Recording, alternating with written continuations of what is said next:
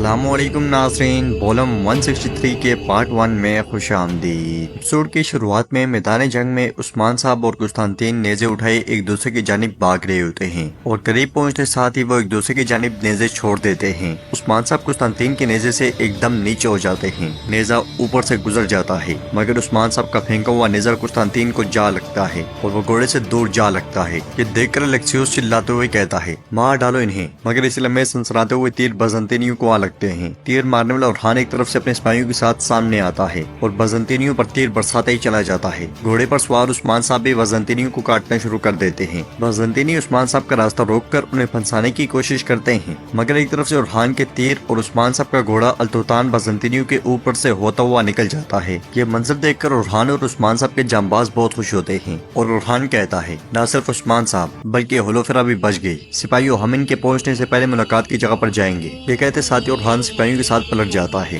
اور قسطنطین کے کہنے پر بازنطینی ان کے پیچھے جاتے ہیں۔ کائی قبیلے میں گونجا کے پاس بالا خاتون فاطمہ اور علاؤالدین موجود ہوتے ہیں۔ علاؤالدین کو پریشان دیکھ کر بالا خاتون کہتی ہیں، بیٹا اس طرح گھومنا بند کرو، بیٹھ جاؤ، تم نے ہی کہا گونجا ٹھیک ہے۔ جواباً علاؤالدین کہتا ہے، یہ ٹھیک ہے، لیکن اگر اس کے بابا اور اس کے گھر والے ایسے ہی غصہ پالتے رہے تو میری گونجا کیسے ٹھیک ہوگی ماں؟ اسی دوران گونجا کو ہوش آ جاتا ہے اور اٹھتے ہوئے کہتی ہے، علاؤالدین کیا ہمارا بچہ ٹھیک ہے؟ تو علاؤالدین کہتا ہے، ہاں وہ ٹھیک ہے، تم نے ہمیں ڈرا دیا۔ پھر گونجا ایک دم سے پوچھتی ہے، کیا میرے بابا ٹھیک ہیں؟ تو بالا خاتون کہتی ہیں، وہ ٹھیک ہے، میری بیٹی ٹھیک ہے، تاہم انہیں ابھی تک ہوش نہیں آیا۔ پھر علاؤالدین کہتا ہے، اب سے تم اپنا خیال رکھو گی گونجا، تمہیں اپنے لیے اور ہمارے آنے والے بچے دونوں کے لیے محتاط رہنا ہوگا، خود کو تھکانے اور پریشان کرنے کی ضرورت نہیں ہے۔ جواباً گونجا کہتی ہے، میں خود کو کیسے روک سکتی ہوں علاؤالدین؟ اگر میں اپنی زبان کو روک بھی لوں تو میں اپنے دل کو نہیں روک سکتی۔ یہ سن کر بالا خاتون کہتی ہیں، تو اولاد ایسی ہی ہوتی ہے، ہم جب ماں باپ بن جاتے ہیں تو ہمیں صرف اپنے بچوں کے لیے جینا پڑتا ہے۔ تو گونجا کہتی ہے، آپ ٹھیک کہہ رہی ہیں ماں، میرے بابا کیسے برداشت کریں گے؟ ان کا غصہ ختم ہونے کا نام ہی نہیں لے رہا۔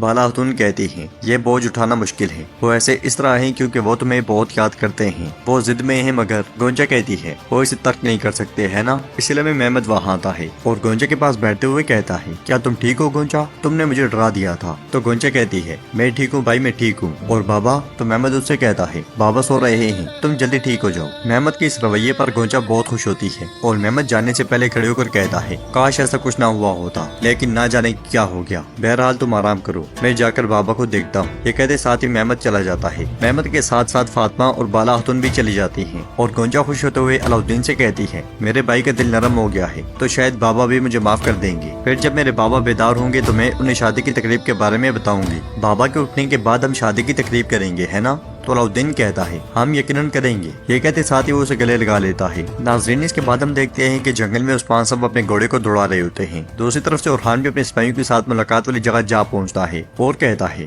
ہم نے تیر کمانوں کے ساتھ بہت اچھا کام کیا۔ تو جیرکتے خوش ہوتے ہوئے کہتا ہے، کیا آپ لوگوں نے دیکھا کہ حضور نے کیسے اس کتے کو مارا؟ جواباً کنور کہتا ہے، اگر اس کتے نے موٹی زرہ نہ پہنی ہوتی تو وہ وہیں ختم ہو جاتا۔ اگلے لمحے عثمان صاحب بھی وہاں پہنچ جاتے ہیں اور کہتے ہیں، ہمیں جس رب نے متحد کیا ہے انشاءاللہ ہمیں فتح بھی عطا کرے گا۔ جیرکتے پوچھتا ہے، اب ہم کیا کریں گے حضور؟ کیا ہم قبیلے واپس جائیں گے؟ تو عثمان صاحب کہتے ہیں، نہیں، ہم نہیں جائیں گے، اس کے برعکس ہم جہاں جائیں گے ہر اس سرزمین کو اپنا گھر بنائیں گے۔ چونکہ ہم واپس نہیں جائیں گے تو قسطنطین ہماری دم پر سوار ہونے کی کوشش کرے گا، وہ ہمارا شکار کرنا چاہے گا، مگر ہم اسے دکھائیں گے کہ اصلی شکاری کون ہے۔ ہم جب تک اس کے ساتھ نہیں اتار دیتے تب تک کوئی واپسی کا راستہ نہیں۔ اب گوکچرلر اور یورکلر ہم ان کے شانہ بشانہ کھڑے رہیں گے، ہم انہیں آباد کریں گے تاکہ بورسا اور ایزنک ترکوں کی سرزمین بن جائے۔ سنگور آغا نے قبیلے کو آباد کر دیا ہوگا، ہم بھی ان کے پاس چلتے ہیں۔ جانے سے پہلے اورحان کہتا ہے، حضور آپ نے اپنی زندگی کو ہولوفرا کے لیے خطرے میں ڈال دیا، آپ سلامت رہیں۔ تو عثمان صاحب کہتے ہیں، نہیں، ہولوفرا میری بیٹی کی طرح ہے، اس کا دل بھی ہماری باجیان کی طرح ہے، اس نے اپنی زندگی ہمارے لیے خطرے میں ڈال دی اور جب وقت آئے گا تو ہم بھی اس کے لیے اپنی جان دینے سے کبھی پیچھے نہیں ہٹیں گے۔ اب ہمارے جان بوجھ کر جھاڑ کا شکار بننے سے قسطنطین کی نظروں میں اس کا اعتماد بحال ہو گیا ہوگا، اس لیے تو گئے اور رسری ہولوفرا سے معلومات حاصل کریں گے اور ہم اس کا فائدہ اٹھائیں گے۔ یہ کہتے ساتھ ہی عثمان صاحب آگے بڑھ جاتے ہیں۔ کائی قبیلے میں کیوماز محمد سے کہتا ہے، میرے شہزادے میں جانے کو تیار ہوں، البتہ میں نے جانا کہاں ہے آپ نے ابھی تک نہیں بتایا۔ تو محمد اسے خط دکھاتے ہوئے کہتا ہے، آپ بورسا جائیں گے کیوماز؟ اس سے اندازہ ہوتا ہے کہ ہولوفرا عثمان کی جاسوس ہے، آپ یہ کمانڈر قسطنطین کو دیں گے۔ خط لینے کے بعد کیوماز کہتا ہے، میرے شہزادے وہ ہولوفرا خاتون کو مار ڈالیں گے اور ہم بھی اس کے ذمہ دار ٹھہرائے جائیں گے۔ تو محمد کہتا ہے، میں نے یہ خط اس عورت کے نام لکھا ہے جو ہولوفرا سے نفرت کرتی ہے اور وہ ہے ایلچم۔ میں نے خط میں اس کا نام نہیں لکھا، لیکن پورا جہان یہاں تک کہ قسطنطین بھی سوچے گا کہ اس خط को एल्चम ने लिखा है, हम पर कोई भी इल्जाम नहीं लगाएगा क्योमास, हम इस तरह उस्मान और उसके खानदान को भी नुकसान पहुंचाएंगे, जल्द अज जल्द रवाना हो जाओ और खबरदार खुद को जाहिर मत करना। ये सुनते साथ ही क्योमास रवाना हो जाता है। नाजरीन, इसके बाद हम सुंगुर आगा के योरक कबीले को देखते हैं जो एक नई जगह पर आबाद हो रहा होता है। सभी लोग काम काज में मसरूफ होते हैं, इसलिए में उस्मान साहब सिपाहियों के साथ वहाँ पहुँचते हैं और घोड़े से उतरने के बाद आगे बढ़ते हैं तो सुंगुर आगा उन्हें खुशामदीद कहते हैं। उस्मान साहब उनका शुक्रिया अदा करते हुए कहते हैं, आपने आधे कबीले का काम एक साथ कर लिया, माशाल्लाह। जवाबन सुंगुर आगा कहते हैं, हमारे कबीले की आवाम बगैर आराम के काम कर रही है। वो अपने सरदार को खुशामदीद कहने के लिए रुकना चाहते थे मगर मैंने मना कर दिया। मैं पहले अपने कबीले को तैयार करना चाहता था। तो उस्मान साहब कहते हैं, सरदार का दिया गया फरीजा सरदार से ज्यादा अहमियत का हामिल होता है। सलामत रहे सुंगुर आगा, हम आराम के बगैर काम करेंगे ताकि हमें शिकस्त का सामना ना करना पड़े। ये कहते साथ ही उस्मान साहब आगे बढ़कर भेड़ बकरियों के पास आते हैं तो सुंगुर आगा उस्मान साहब से कहते हैं, मैं अपने कबीले का सबसे बड़ा बकरा आपके लिए ज़िबह करूंगा। तो जेर कुतैब पूछता है, अजीम सुंगुर आगा, क्या सिर्फ एक ही?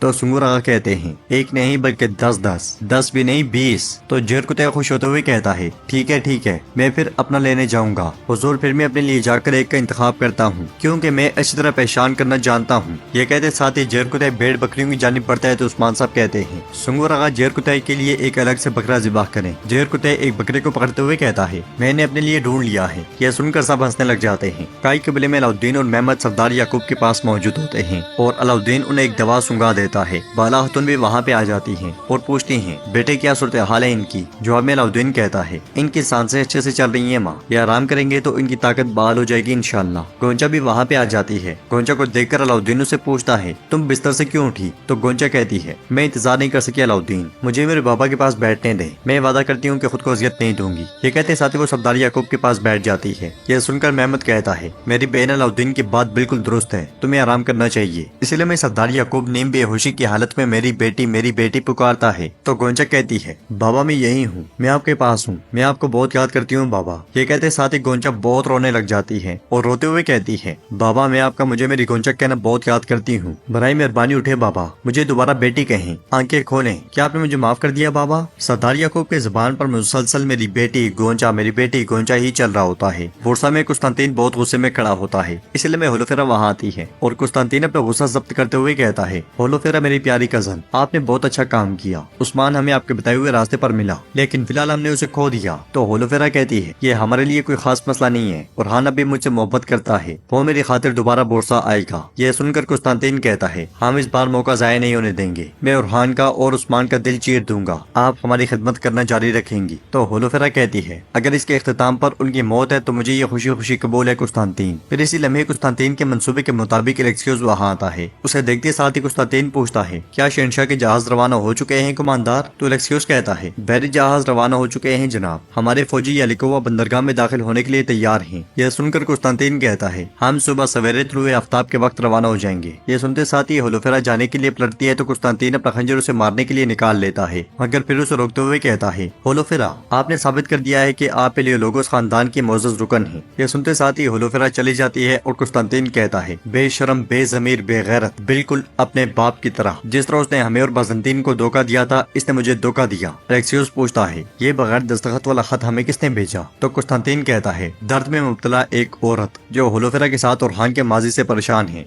एल्चम खातून। अब होलोफेरा की बदौलत कल उस्मान हमारे जाल में फंसेगा, इंदिरा होलोफेरा की पैरवी करेगी। तो नाज़रीन इसके साथ ये एपिसोड भी इख्तिताम पजीर होती है। अगर आपको वीडियो पसंद आए तो वीडियो को लाइक करें, चैनल को सब्सक्राइब करें और बेल आइकन पर लाजमी से क्लिक कर दें। इंशाल्लाह मिलते हैं नेक्स्ट वीडियो में।